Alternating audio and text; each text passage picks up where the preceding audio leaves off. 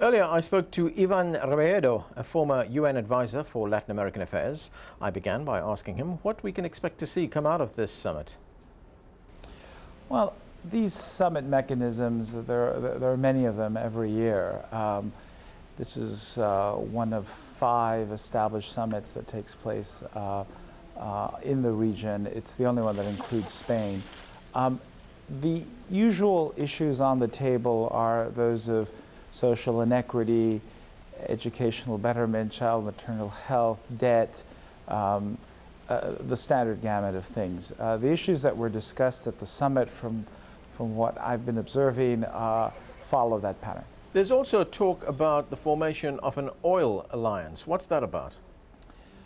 President Chavez of Venezuela has been very proactive over the last few years, and he's proposed the creation of 3 mechanisms. One is Ibero-American. It's an oil company that has just been proposed, actually, and it's bringing together 3 earlier initiatives that he proposed.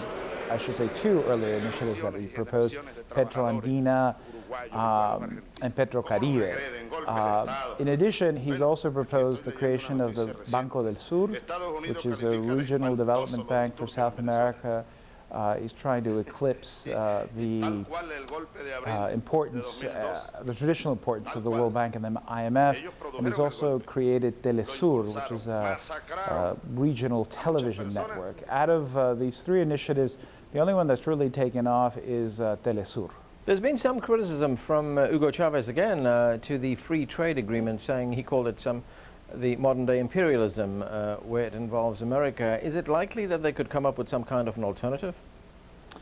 As you well know, the Peruvian-U.S. free trade agreement was just approved in the last few days. Costa Rica's free trade agreement was put toward consideration in recent elections in Costa Rica, and it was approved. Generally, the countries of Latin America, I think, realize that trade agreements with the United States are probably a little more effective than their intra-regional trade agreements. President Chavez has been very critical of the trade agreements, but I suspect it has a lot to do with his strong anti-American sentiment.